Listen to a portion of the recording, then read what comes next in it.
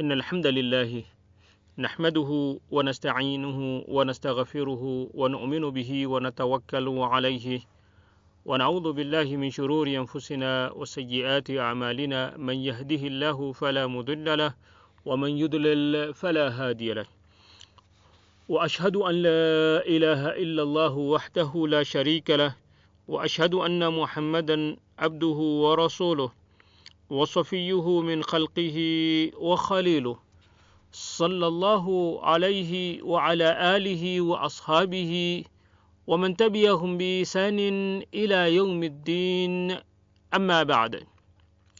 قال سبحانه وتعالى في كتابه الكريم بعد أعوذ بالله من الشيطان الرجيم: يا أيها الذين آمنوا كتب عليكم الصيام كما كتب على الذين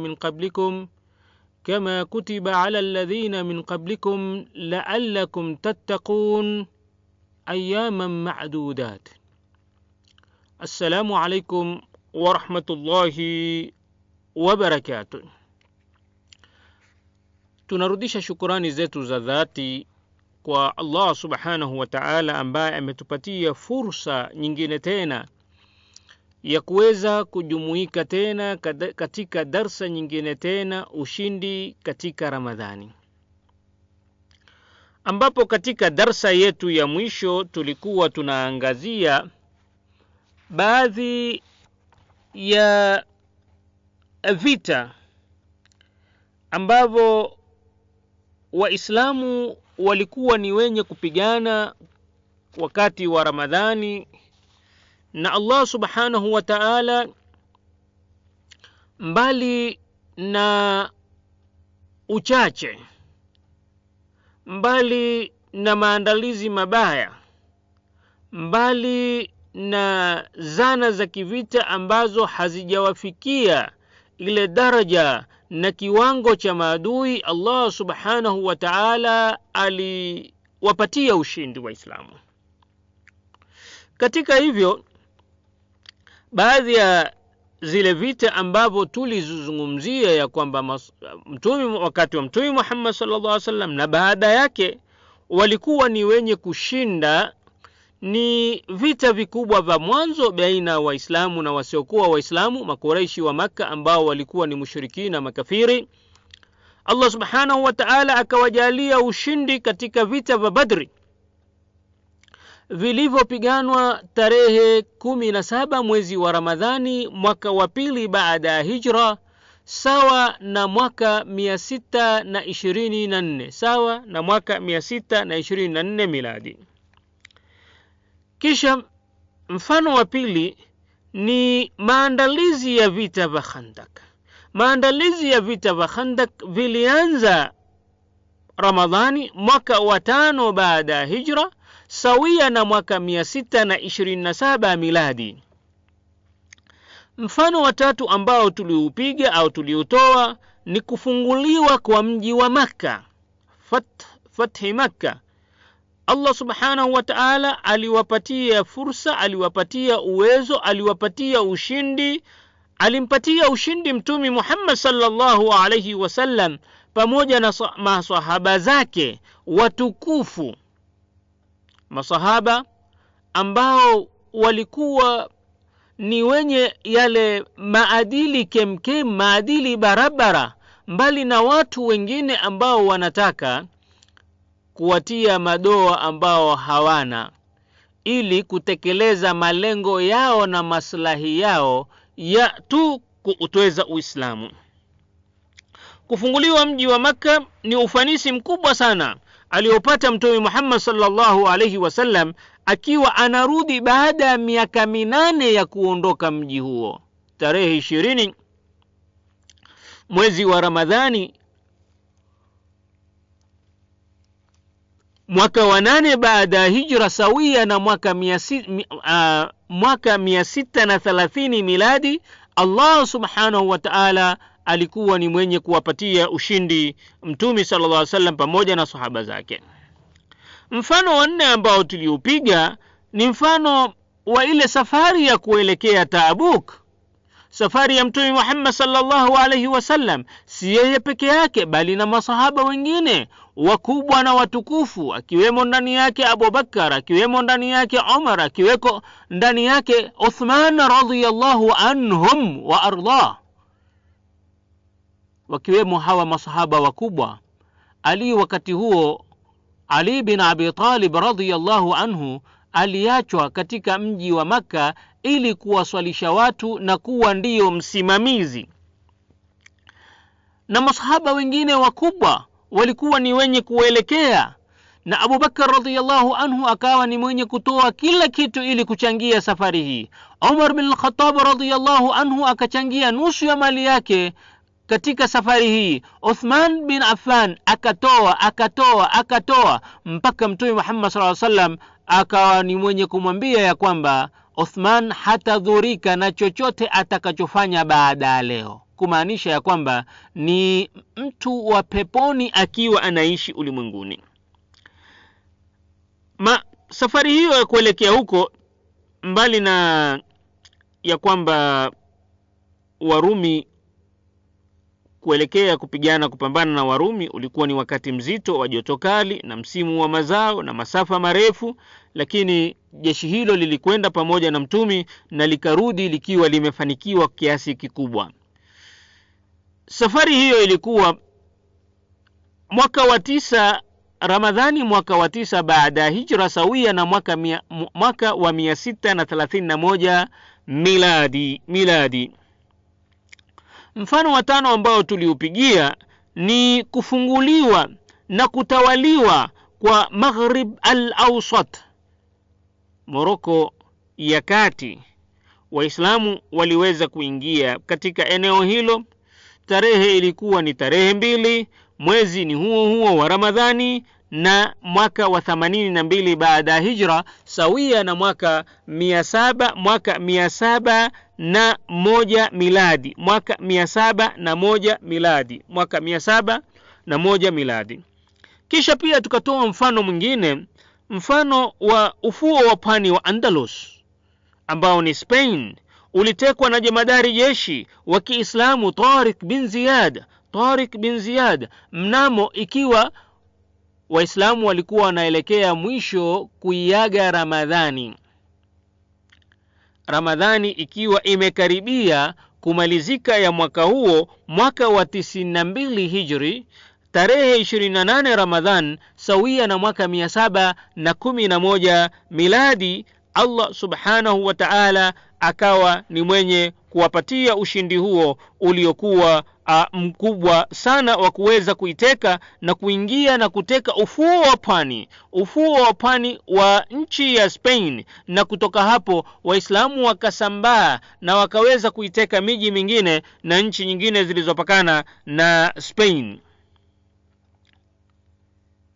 Kisha katika darsa yetu ya leo tutaendelea kutaja baadhi ya vita vingine ambavyo vilikuwa ni vyenye kupiganwa katika mwezi wa Ramadhani.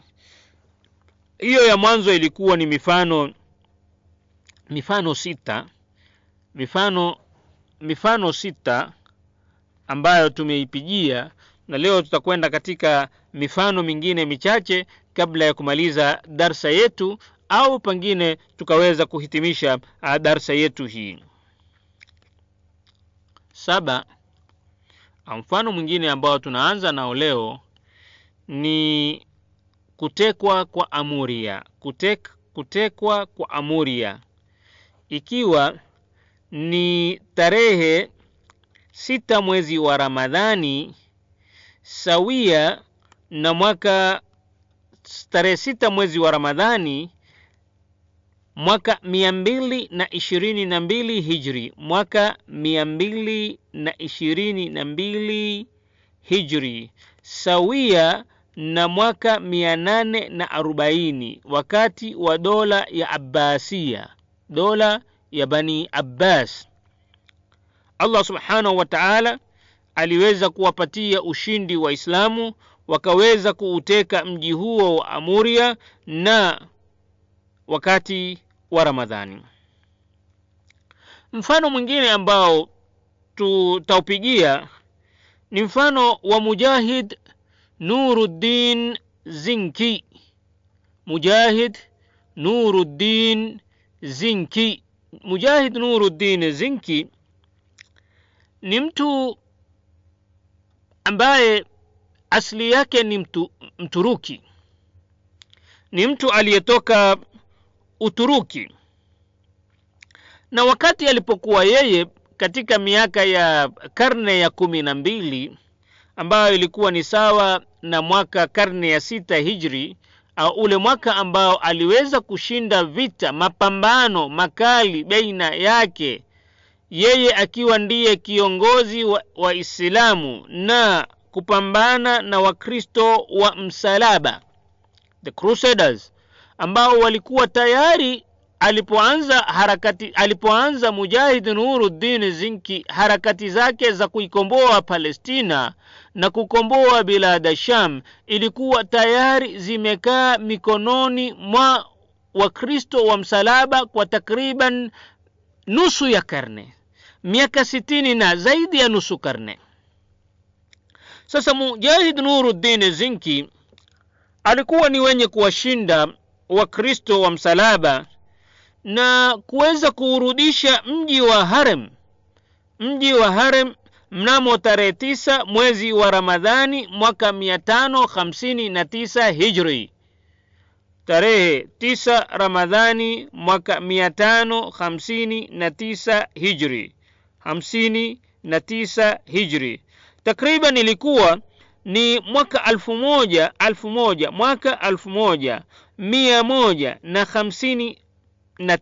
mwaka 1159, tarehe ni tarehe 9 mwezi wa Ramadhani, sawa na mwaka huo mwaka 1159.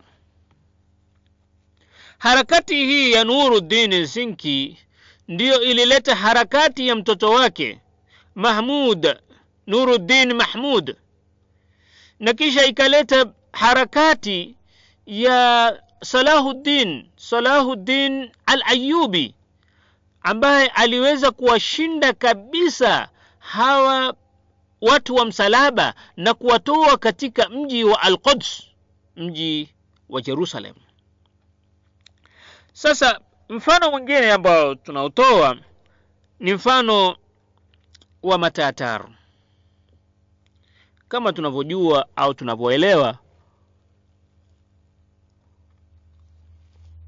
ya kwamba Matatar ni watu waliokuwa majabari.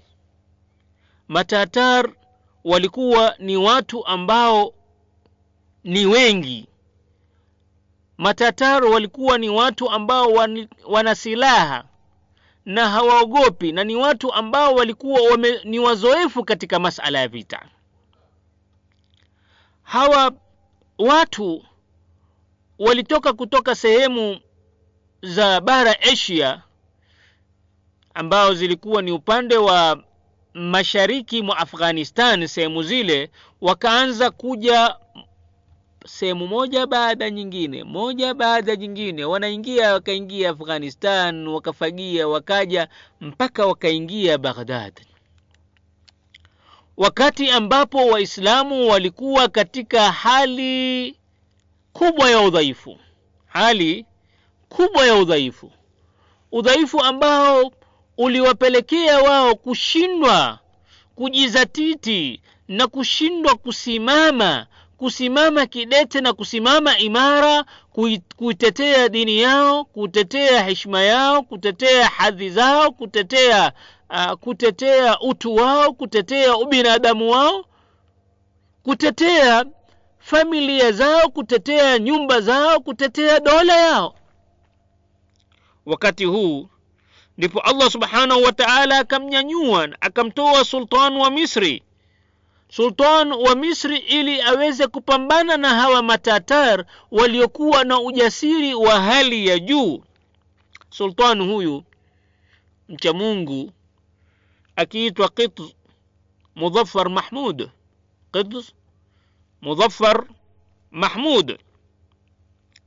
yeye mbali na kwamba ni sultani, yeye ndiye kiongozi, bali yeye pia hakuwa tu ni kiongozi wa kukaa katika kiti, bali alikuwa ni jemadari wa jeshi. Yeye mbali na ule usultani na uongozi aliokuwa nao na ufalme ambao aliupata, yeye pia alikuwa ni mzuri katika masala ya vita.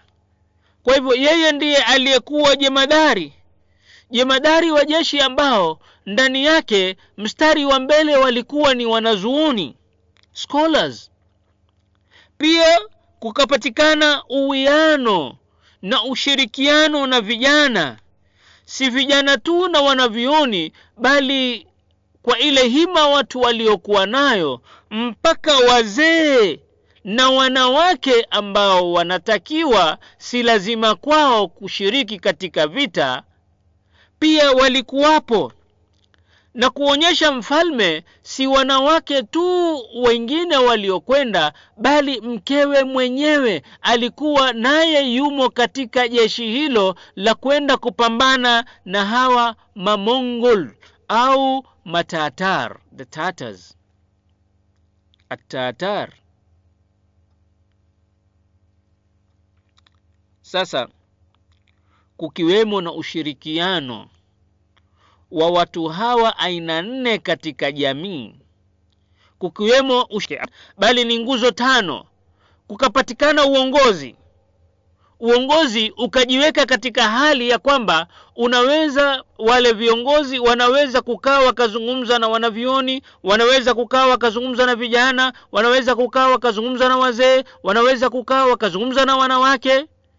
Katika hali na misingi ya kidini utapata ya kwamba jamii kama hiyo haiwezi kushindwa na jamii nyingine yoyote, hata jamii ile ikiwa inazana aina gani.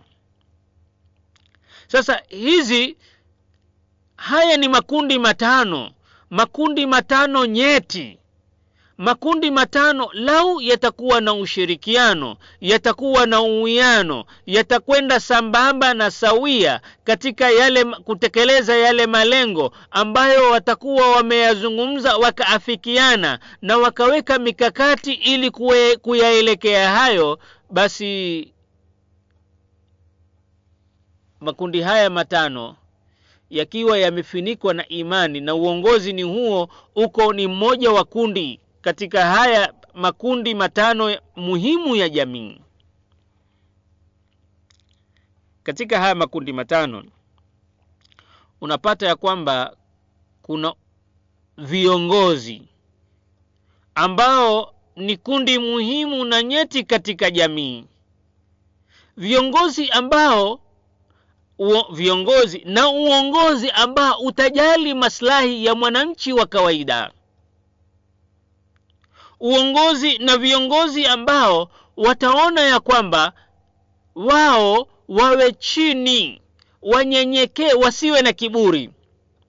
Tatizo kubwa ambalo tunalipata si nchi tu zisizokuwa za Waislamu au Waislamu ni wachache, bali nchi za Waislamu wenyewe. Utakuta ya kwamba uongozi na viongozi hawendi sambamba na wananchi. Wao daima wako juu na hawawezi kufikiwa na wananchi wa kawaida. Sasa kunapopatikana uongozi ambao unaweza kushirikiana na watu katika jamii, na hususa watu hawa katika jamii ni makundi 4. Uongozi uko juu, kisha uongozi huu unashirikiana na makundi 4 katika jamii.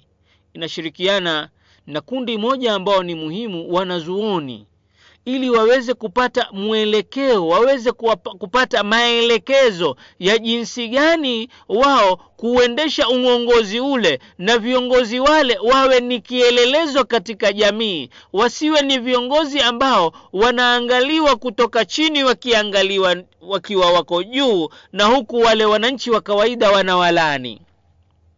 kwa sababu ima ya kutokuwa wakweli, ya kutokuwa waaminifu, ya kutokuwa waadilifu, ya kuwa ni wanyang'anyi wao wenye kunyang'anyia na kupapia mali hata ya maskini, wasiojali maslahi yao, wasiotekeleza ahadi zao na vitu kama hivyo. Taban itakuwa wale waongozwa na wenye kuongoza na viongozi watakuwa hawendi sambamba, hawako katika sehemu moja, hawako katika mapitio mamoja, na hapo bila shaka kutapatikana tatizo na matatizo mengi sana ya migongano na mapambano baina wananchi na uongozi au viongozi. Lakini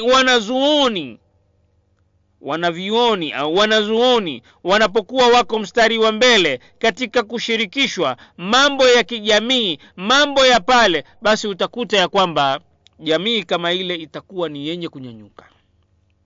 Kisha kikundi kingine ambacho ni muhimu sana, ambacho kinatakiwa kiwe na uwiano na ushirikiano ushirikiano barabara na haya makundi mawili ambayo tumeyataja, ni kundi la vijana. Vijana ni kundi muhimu sana katika jamii yoyote. Katika jamii yoyote utapata ya kwamba vijana ndio wengi kuliko wanavioni, vijana ndio wengi kuliko wazee na wakongwe, vijana ndio wengi katika jamii. Vijana hawa wakiwa ni wanaume au wanawake, lakini kundi la wanawake tutaliweka katika kundi lake separate, ikiwa ni katika vijana au ni wazee miongoni mwa wanawake. Sasa hapa tunapata ya kwamba kundi lingine ambao ni muhimu, vijana ambao wana ujasiri, vijana ambao hawana uoga, vijana ambao wanatakiwa tu wapatiwe mwelekeo na maelekezo kutoka kwa wanavioni na kutoka kwa uongozi ambao ni wenye kumcha Allah subhanahu wa ta'ala. Vijana kama hawa watakuwa ndiyo chimbuko muhimu, ndiyo chimbuko asasi, ndiyo chimbuko la msingi kabisa la kuweza kuipeleka ile jamii kutoka daraja moja mpaka daraja nyingine, kuweza kupiga hatua moja mpaka hatua nyingine. Na kuna msemo ambao unasema ya kwamba where others flinch, send the youth, they will dare.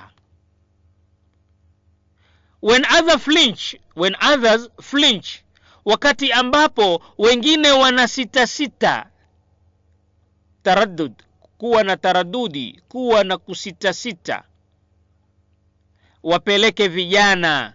Vijana hawa watakuwa na ujasiri wa kutosita. Hilo ni swala ambalo au ni jambo ambalo ni muhimu, na kundi ambalo ni muhimu na nyeti sana katika jamii yoyote, pamoja na maendeleo ya jamii yenyewe. Kundi la 4 ni wazee. Wazee hawafai kubakia nyuma wala kuacha nyuma, kwa sababu hawa ni wazee, hawawezi kufanya chochote. Lakini ni wazee hawa ndio ambao wanatoa ushauri, kwa sababu wamepitia mengi, wana experience, wana uzoefu ulio mkubwa wa kuweza kuyapatiliza mambo na kuweza kuamua mambo, ikiwa hawatakuwa ni wenye kuelemea upande mmoja, wala hawatakuwa ni wenye kushikamana barabara na jambo moja au jambo lingine, au kulemea na kuegemea upande mmoja, au wakakosa ule mwelekeo ya kwamba hawajasimama imara katika kuitekeleza na kuifuata Qur'ani pamoja na sunna ya Mtume Muhammad sallallahu alayhi wasallam. Kapatikana wazee ambao wana busara, wazee ambao wana uzoefu. Na ndiyo utaona ya kwamba katika vita vya Hunain na vita vya Taif, kulikuwa na mzee ambaye alikuwa anawaongoza wapiganaji ili kusimama sawa sawa, kusimama kidete dhidi ya jeshi la Waislamu likiongozwa la masahaba, likiongozwa na Mtume Muhammad sallallahu alayhi wasallam. Alikuwa ni mzee, hawezi tena kupigana, lakini katika enzi zake za kupigana alikuwa ni shujaa na alikuwa ni mtu mwenye mikakati mizuri ya masala ya mapambano na mapigano. Sasa huyu akawa anawaelekeza kutoka nyumbani kwake, fanyeni kadhaa, fanyeni kadhaa, msifanye kadhaa, pigeni kadhaa, pigeni sehemu kadhaa, nendeni kadhaa. Sasa maelekezo haya yalikuwa yanatoka kwa mzee ambaye hawezi kupigana, ambaye tayari miaka yake imetusa, miaka yake imepita, miaka yake iko tena, yeye si muweza tena wa kushika mkuki au kushika mshale au kushika panga au kupanda farasi na ngamia ili kulielekeza jeshi lile kwenda kupambana na mahasimu au maadui wao. Kisha kundi lingine ni kundi la wanawake. Wanawake katika ulimwengu, kama alivyotabiri Mtume Muhammad sallallahu alaihi wasallam, zitafika zama kabla ya kiyama ya kwamba wanawake watakuwa ni wengi kuliko wanaume, mpaka itafika wakati mwanamume mmoja anawatizama wanawake 50. Jinsi wanawake watakavyokithiri na kuwa wengi kwa kiasi kikubwa namna hicho. Sasa wanawake nao ni kundi muhimu sana katika jamii yoyote. Ndio Allah subhanahu wa ta'ala akawa katika maelekezo yake mengine anatuelekeza katika mambo ya kwamba watu wawe ni wenye kushirikiana. Na mwanamke lau atafanya mazuri, basi ataingia peponi, huenda akaingia peponi kwa yale mazuri yake hata kabla ya wanaume. Na tunapata bishara kutoka Mtume sallallahu alaihi wasallam kuwabashiria baadhi ya wanawake au wanawake kadhaa ya kwamba wao watakuwa ni watu wa peponi. Na ndio Allah subhanahu wa ta'ala akatupatia ya kwamba tuwe na ushirikiano wa karibu baina ya jamii hizi mbili pale alipotuambia katika suratu Tauba sura ya 9 aya ya 71, walmu'minuna walmu'minati walmu'minatu ba'dhum awliya'u ba'd. Waumini wanaume na waumini wanawake baadhi yao kwa wengine ni auliya, ni marafiki wa karibu, ni intimate friends, ni auliya, ni marafiki wa karibu, ni marafiki wa kuweza kuelezeana siri. Kisha kazi zao ni moja, wanaume na wanawake ambao ni waumini, kazi zao ni moja. Allah subhanahu wa ta'ala anaanza ya'muruna bil ma'rufi, wanaamrisha yaliyo mema, wayanhauna 'anil munkari, na wanakataza yaliyo mabaya, wayuqimuna as-salata, wanasimamisha sala, wayutuna zakata, na wanatoa zaka, wayuti'una Allah wa rasulahu, na wanamtii Allah subhanahu wa ta'ala na mtume wake. Ulaika, hawa ambao watakuwa na sifa hizi 5, ya kwanza kuamrisha mema, ya pili katika ambao sifa ambayo imetajwa katika aya hii. Tazungumzia aya nyingine ambayo imetaja sifa nyingine ambazo zinakwenda sambamba baina ya jinsia hizi mbili, jinsia ya kiume na jinsia ya kike, au jinsia ya kike na jinsia ya kiume. Sifa hizi 5 ambazo ya kwanza kuamrisha mema, jukumu la wote wawili; ya pili kukataza mabaya, jukumu la wote wawili; ya tatu kusimamisha sala, jukumu la wote wawili; ya 4 kutoa zaka, ni jukumu la wote wawili ikiwa wamejiliwa na wamefikiwa na wamekuwa katika wametimiza yale masharti ya kutoa zaka. Kisha kumtii Allah subhanahu wa ta'ala na mtume wake Muhammad sallallahu alayhi wasallam. Sasa hawa ambao wanaume na wanawake watakuwa na sifa hizi, Allah subhanahu wa ta'ala anasema ulaika sayarhamuhumullah, hao ndio watakao rehemewa na Allah subhanahu wa ta'ala. Wakati mmoja mke mmoja wa mtume Muhammad sallallahu alayhi wasallam alikuwa ni mwenye kumswali Mtume Muhammad sallallahu alayhi wasallam, kumswali Mtume Muhammad sallallahu alayhi wasallam kwa jinsi ambayo kwamba ni vipi Qur'ani inatuelezea kuhusu wanaume tu, mbali na kwamba zile sigha inapotajwa muumini inakuwa wote wameingia, wanaume na wanawake. Sasa huyu mke wa Mtume Muhammad sallallahu alaihi wasallam akawa anataka kama jambo ambalo ni la kipekee, ambalo litakuwa lenye kutaja aya ambayo itataja wanaume na wanawake, wanaume na wanawake, wanaume na wanawake. Allah subhanahu wa ta'ala akawa ni mwenye kuteremsha sura ya 33, suratul Ahzab. Suratul Ahzab,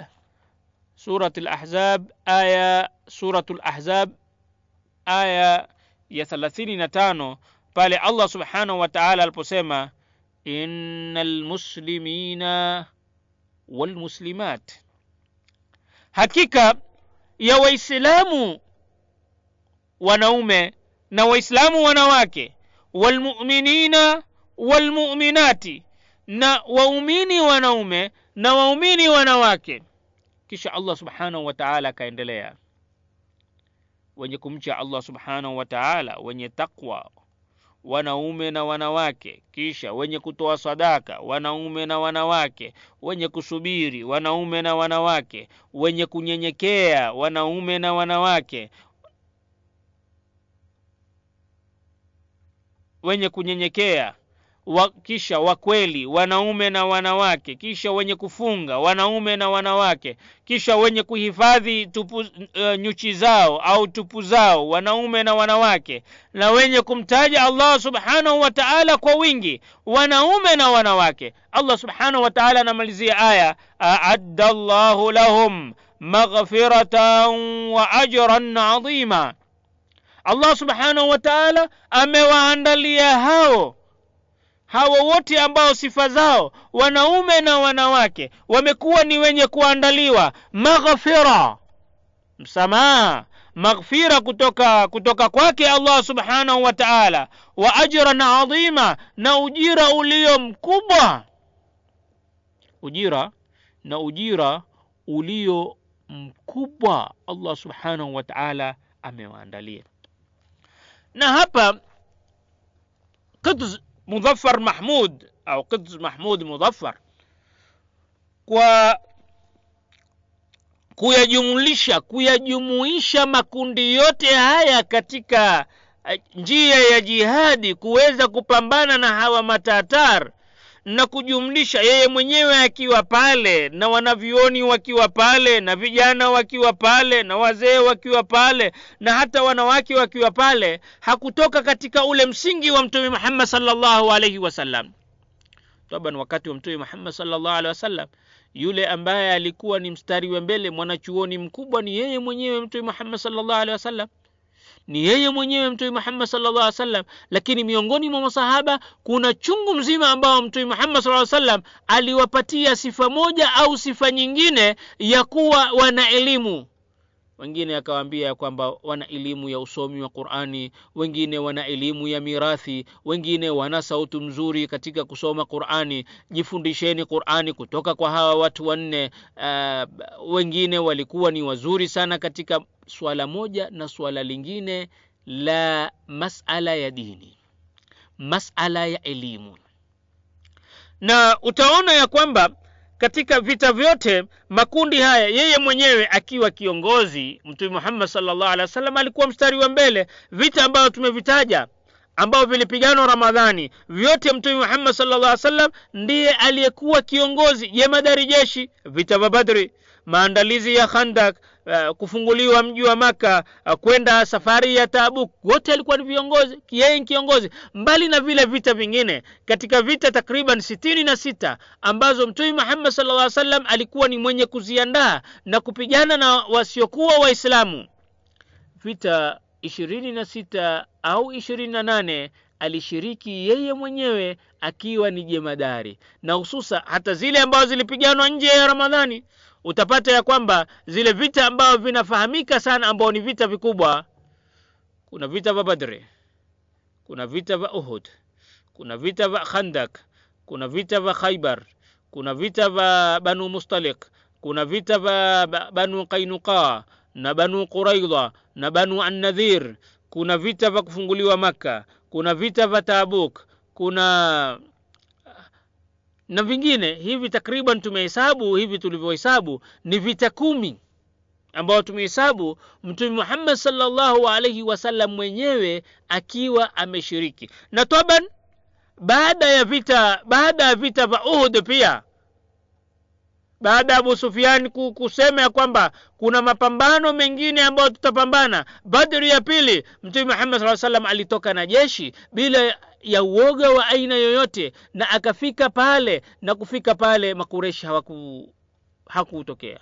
Taban kuna vita vingine vikubwa baada ya kufunguliwa kwa Makkah, kuna vita vya Hunain na kuna vita vya Taif. Vyote Mtume Muhammad sallallahu alaihi wasallam alikuwa ni mwenye kushiriki. Kwa hivyo hizo vita vikubwa ambao tumeweza kuzihesabu kwa sasa ni 12 ambavyo yeye mwenyewe Mtume Muhammad sallallahu alaihi wasallam alikuwa ni mwenye kushiriki akiwa ni jemadari jeshi. Kwa hivyo Quds Muzaffar Mahmud alikuwa ni mwenye kuiga kama kiongozi, anatakiwa awe mstari wa mbele, ndio aonyeshe mfano mzuri kwa wale ambao atakuwa anawazungumzia au anazungumza nao ya kwamba ni lazima tufanye kadhaa.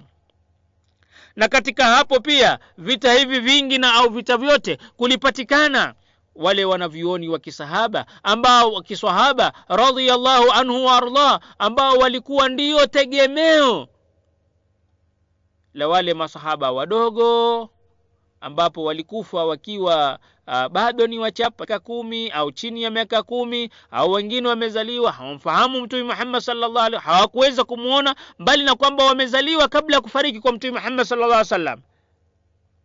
Sasa katika hao utaona katika majeshi yote haya Abu Bakar alikuweko, Umar alikuweko, Uthman alikuweko, Ali alikuweko, Abu Ubaida Amr bin Jarrah alikuweko, Zubair bin Lawam alikuweko, Saad bin Abi Waqas alikuweko, Sa'id bin Zaid alikuweko, kisha tunapata Talha bin Ubaidullah alikuweko, Abdullah bin Mas'ud alikuweko, Sa'ad bin Ubada alikuweko, Ubada bin Samit alikuweko, Anas bin Malik alikuweko, na wengine ambao walikuwa ni wenye kutambulikana, Ubay bin Ka'b na wengineo ambao walikuwa ni wenye kutambulikana kwa usomi wao, walikuweko pamoja na Mtume Muhammad sallallahu alaihi wasallam wakiwa mstari wa mbele. Si hivyo tu, walishirikishwa Mtume Muhammad sallallahu alaihi wasallam aliwashirikisha vijana ambao walikuwa ni wadogo, kina Abdullah ibn Umar na wengineo, kwa jinsi ambayo kwamba vijana ambao waliambiwa ya kwamba wewe huwezi kushiriki katika vita kwa sababu wewe unaonekana ni mdogo, nenda zako nyumbani, walikuwa vijana kama wale wanalia. Na mfano tunaopata ni wa ule kijana ambaye alikuwa ni nduguye Saad bin Abi Waqas, mpaka akijificha katika migongo ya watu na migongo ya farasi na ngamia, akiulizwa wewe unafanya nini, anasema Mtume sallallahu alaihi wasallam amemrudisha kijana fulani, akiniona atanirudisha mimi. Hawataki kurudishwa. Kijana kama yule mwingine alipoambiwa ya kwamba wewe hufai kuwa katika jeshi hili kwenda katika jihadi dhidi ya Makureishi wa Maka, alimwambia ya Rasulullah, lakini wewe umemchagua fulani. Fulani, kwa sababu yule fulani, mbali na kwamba walikuwa hawa vijana wawili ni mahirika, vijana wawili ni marika, age mate, wako miaka 1 au takriban sawa. Huyu mmoja alionekana mrefu, mmoja alionekana mfupi. Sasa Mtume Muhammad sallallahu alaihi wasallam akamchukua huyu mrefu, akamwacha huyu mfupi. Huyu mfupi anamwambia ya Rasulullah, wewe umemchagua fulani, tukipambana naye mimi nampiga. Fulani haniwezi mimi. Hakuweze, anjoni. Pambaneni. Na kweli yule mfupi akawa ni mwenye kumwangusha yule mrefu, na Mtume Muhammad sallallahu alaihi wasallam akamuingisha au akawaingisha wote wawili. Angalia katika vita vya Badr, Abu Jahl, Amr bin Hisham, Abu Jahl aliuliwa na watoto wa Kiansar wawili. Abu Jahl ambaye shujaa, jabari, Firauni wa umma huu, anauliwa na vijana wawili. Sasa kwa hivyo vijana wakashirikishwa. Pia Mtume Muhammad sallallahu alaihi wasallam alikuwa anawashirikisha watu ambao ni wazee katika vita kadhaa. Utaona kwamba baada ya Abu Sufyan kusilimu alikuwa yuko mstari wa mbele. Wakati kabla ya hapo pia utakuta katika jeshi la Mtume Muhammad sallallahu alaihi wasallam kulikuwa na kina Abu Bakar, kulikuwa na Hamza bin Abdul Muttalib, kulikuwa na wengine ambao walikuwa imani wadogo kidogo kuliko Mtume Muhammad sallallahu alaihi wasallam, tukimaanisha ya kwamba tukiwa katika vita vya Badr, au tusichukue vita vya Badr, tuchukue safari au vita kufunguliwa kwa mji wa Makka. Kufunguliwa kwa mji wa Makka, Mtume Muhammad sallallahu alaihi wasallam alikuwa na miaka 61, kumaanisha ya kwamba Abu Bakar as-Siddiq radhiyallahu anhu, kwa sababu alikuwa ni mdogo kwa miaka miwili au miaka miwili na miezi michache, alikuwa ni miaka 59, alikuwa katika jeshi. Vita vya Tabuk walikuwa na miaka 62, yeye ana miaka 60 Abu Bakar, na wengine walikuwa ni wakubwa kuliko mtume, na walikuwa kwa hivyo walikuwa wanashirikishwa katika vita kadhaa. Pia tunakuta ya kwamba wanawake, vita vya Badri kulikuwa na wanawake, vita vya Uhud kulikuwa na wanawake, vita vingine vya Khandak na vinginevyo, mpaka ule msafara wa kwenda Tabuk kulikuwa na wanawake. Si wanawake pia wa kawaida, bali wanawake wakiwemo wake wa Mtume Muhammad sallallahu alaihi wasallam. Sasa na yeye Muzaffar Qidz Muzaffar Mahmud, ili kutaka kuiga mfano huo, mkewe mwenyewe alikuwemo ndani katika mapambano hayo, katika vita hivyo. Hakuwa nyuma, bali alikuwa mstari wa mbele, na alipata shahada katika vita hivyo, mkewe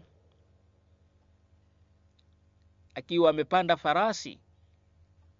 Na ndivyo walivyokuwa wanawake wa kisahaba hata baada ya Mtume Muhammad sallallahu alaihi wasallam kuaga dunia.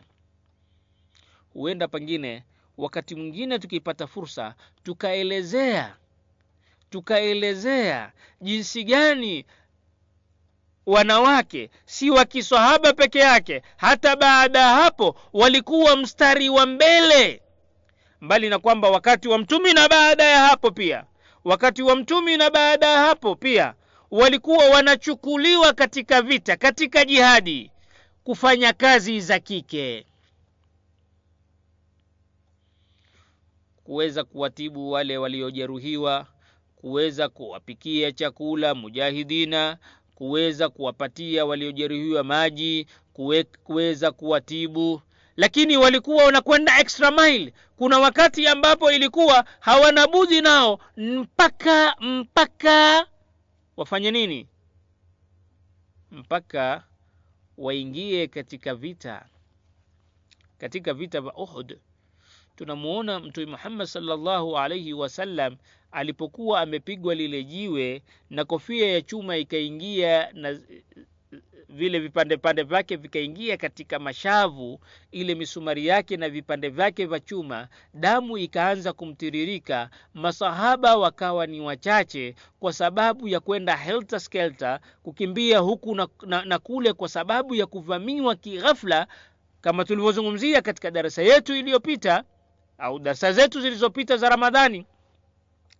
Sasa Nusaiba au Nasiba binti Ka'b Ammara akawa ni mwenye kusimama, na kabla hapo alikuwa anajambia.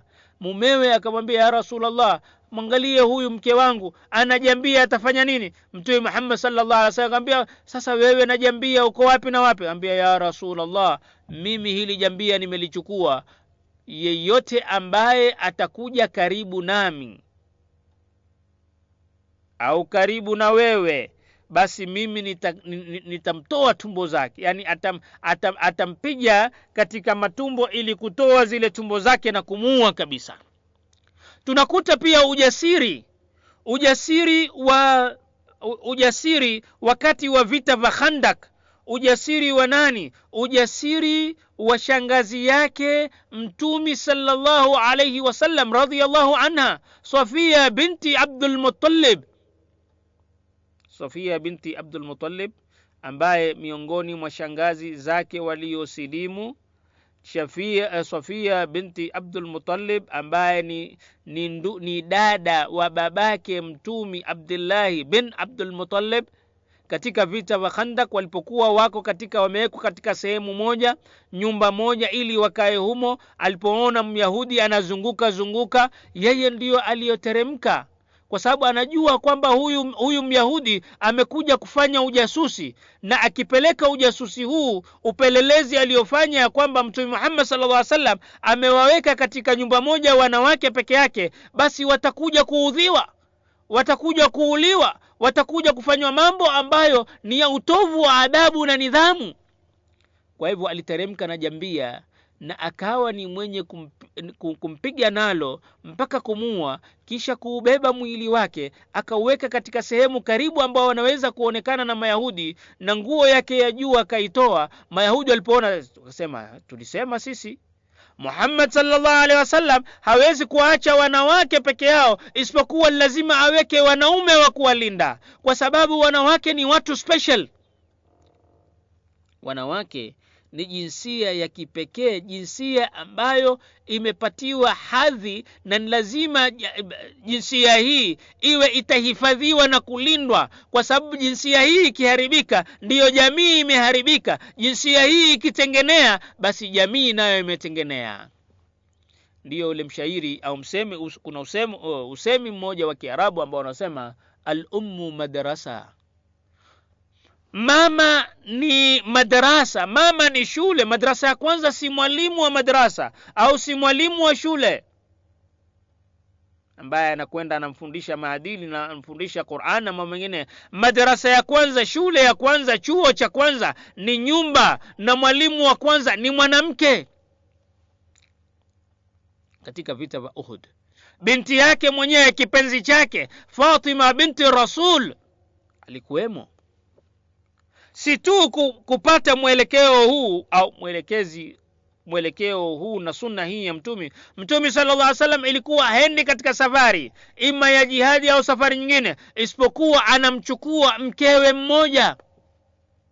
Aisha alikuweko katika vita vya Uhud akiwashughulikia wale waliojeruhiwa, na wanawake katika vita vya Uhud ndio waliobeba wale mashahidi wengine kuzikwa Madina. Waliwabeba katika miti ambao waliweka ni kama machera au ni kama kile kitanda cha kuweza kubebea waliojeruhiwa, na wale ambao walikuwa hawezi kutembea ni wanawake. Kumaanisha kwamba wanawake wa kisahaba pamoja na wakeze Mtume Muhammad sallallahu alaihi wasallam walikuwa ngangari, walikuwa ni wako physically fit, wako fiti sana kimwili. Kuwabeba waliojeruhiwa kutoka Uhud mpaka Madina si sehemu ambao ni karibu. Kwa hivyo inataka wanawake ambao wako barabara, wanawake ambao wako kimwili wako sawa, wamefanya mazoezi yale yamewafanya wao waweze kufanya hayo na mengineyo. Au angalia kile kisa cha kishujaa na ujasiri, wakati ambapo Warumi ambao Waislamu wakati wa Abu Bakar na kisha Umar walikuwa wanapambana na nani? Wanapambana na Warumi katika bilad ash-Sham, bilad ash-Sham walikuwa wanapambana nao. Sasa katika kule kupambana wakaweza kusaidiwa na Wakristo ambao dhehebu lao ni lingine, waliokuwa wakiishi sehemu hii, hasa ambao walikuwa ni Waarabu. Sasa katika mapambano hayo Dimishk ambao ni Damascus ilikuwa ni yenye kutekwa, na hapo akabakia Abu Ubaida kuwa kama governor. Abu Ubaida Amir bil Jarrah ambaye ni anaitwa amepatiwa title, amepatiwa cheo na daraja na Mtume Muhammad sallallahu alaihi wasallam kuwa mwanzo ni muaminifu wa umma huu na kisha ni mtu ambaye amebashiriwa pepo akiwa hai.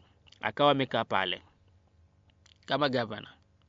Wakaanza kuchukua ushuru, ile jizia, ili kuweza kwa jizia hiyo kuweza kuwalinda maisha yao na kuwalinda sehemu biashara zao na kulinda makanisa yao na sehemu zao za ibada na kulinda kuachia na kuwabakishia uhuru wa kuweza kuabudu na kadhaa. Wakawa wanachukua kitu ambacho ni cha kuweza kutekeleza majukumu hayo. Sasa ikaja habari ya kwamba kuna jeshi kubwa la Herakl ambaye alikuwa ndiye mfalme wa Rumi katika sehemu hii ya mashariki, akaunda jeshi kubwa sana. Habari hiyo ikamfikia Abu Ubaida Amir bin Jarrah. Abu Ubaida Amir bin Jarrah akawa ni mwenye kuwakusanya masahaba na kuambia kwamba hali tulionao ni hii, hatuwezi kupambana nao, itabidi sisi tuondoke hapa ili tuelekee sehemu nyingine tukingojea usaidizi wa jeshi lingine kutoka Madina. Kwa hivyo kwa sababu walikuwa ni kidogo, wakatoka wao pamoja na wake zao na wanawake waliokuwa nao, wakatoka nao Damascus. Lakini kabla ya kutoka, kwa sababu huyu ni muaminifu wa umma huu, hawezi kufanya khiana. Mkataba wao na wale wa Kristo ambao walikuwa ni dhehebu tofauti na wale wa Rumi waliokuwa wakiwatawala, aliwaita wale wakubwa, akawaambia ya kwamba sisi tumechukua kutoka kwenu jizia, tumechukua kutoka kwenu pesa, kwa sharti ya kwamba tuweze kuwalinda nyinyi nafsi zenu, msiwe ni wenye kuvamiwa, tuwalinde mali yenu, tulinde hadhi yenu, tulinde makanisa sehemu zenu za ibada, tulinde familia zenu, tulinde kadhaa na kadhaa na tuwapatie kadhaa. Lakini sasa tumeshindwa sisi kutekeleza hilo. Kwa sababu tumeshindwa, mkataba wetu ulikuwa ni wa muda fulani, muda huo nyinyi mmetoa pesa kamili, lakini sisi hatujaweza kutekeleza hilo, basi chukueni pesa zenu hizi. Wakristo wale wakashangaa. Hawajawahi hata mara moja, licha ya kwamba Warumi wamewashinda kuwatekelezea zile haki zao au yale ambao wameagana miongoni mwa masharti, bali walikuwa kila uchao wakiongeza ile kodi na wakiwanyanyasa na wakiwadhulumu. Sasa wastaajabu, wasema hii mara ya kwanza, nyinyi malaika au wanadamu? Sisi wanadamu, hatujapata wanadamu hata wale co-religionists, wale ambao tuna dini moja, dhehebu tu ni tofauti, hawajawahi kutufanyia hivi. Tunamuomba Mwenyezi Mungu awarudishe tena mshinde kwa salama, ili tuwe chini yenu, chini ya himaya yenu, chini ya ulinzi wenu, chini ya kuwa chini ya serikali yenu. Serikali yenu ina uadilifu mkubwa sana. Hatujawahi kuona uadilifu hata kwa watu ambao dini yetu na yao ni moja. Akawarudishia, huku wanatoka wale mabwana wanawasindikiza, wanalia machozi ya kwamba wamekosa serikali ambayo ni adilifu, ambayo ni aminifu kwa raia zake, hata kama dini yao ni tofauti. Wakitoka pale wanafika sehemu, wanakutwa na hawa maadui wanawazunguka kabisa. Wanaume kwa sababu walikuwa ni wachache na wanawake walikuwa hawawezi wao kuwalinda na kuwahifadhi na kuwapatia himaya wake zao na huku kupigana na maadui. Ilibidi wachague sehemu moja, wapambane na maadui, wamalizane nao wanaume kabla ya kuja kwa kuwalinda wanawake zao. Sasa katika hali hiyo, mwanamke mmoja, Asma binti, jina lake inshallah katika kipindi kingine kilikumbuka, nitawaelezea, alikuwa ni mwenye kusimama na kutoa hutuba kuambia wanawake wa Kiislamu, ni wakati gani nyinyi mutatoka katika kuondoa heshima ya nguo zenu, heshima ya dini yenu, heshima, kwa sababu nyinyi mtakapokubali tu kujingoa katika hili na kukubali hawa wawapige, basi mtaingia katika dhulma na mtaingia katika mambo ambayo ni mabaya. Kwa hivyo simameni imara, mupigane na adui na ushindi utakuwa ni wetu. Hapo kila mwanamke kwa hamasa hiyo na maneno hayo, kila mmoja alishika ile miti ambayo inawekwa ili kushikilia yale mahema, wakapigana na miti hii. Wale wanaume wengine maadui, mahasimu wao, walikuwa na silaha na wakaweza kuwashinda na kuwaua wengi, na wengi wanaume wakawa ni wenye kukimbia. Kwa hivyo wakeze mtumi na wanawake, mbali na kwamba walikuwa wanachukuliwa ili kutekeleza baadhi ya masala ya kike, lakini kunapotokea haja walikuwa wanashika silaha, na silaha hawawezi kushika ikiwa hawakuwa imara na wako sawasawa na wamefanya mazoezi ya kuweza kupigana. Kwa sababu muda umetukatikia mkono, hatuna budi tukome hapa, lakini tunakapokuja katika kipindi kingine tutalielezea tena na maelezo mengine kuhusu masala ya Qidh Mahmud Mudhaffar kupambana na Matatar. Tunamuomba Allah subhanahu wa ta'ala atupatie mema na mazuri hapo ulimwenguni, atupatie mema na mazuri kesho akhera, na atuepushe na moto wa jahannam. Subhanakallahumma wa bihamdik, ashhadu an la ilaha illa anta, astaghfiruka wa atubu ilaik. Wassalamu alaikum wa rahmatullahi wa barakatuh.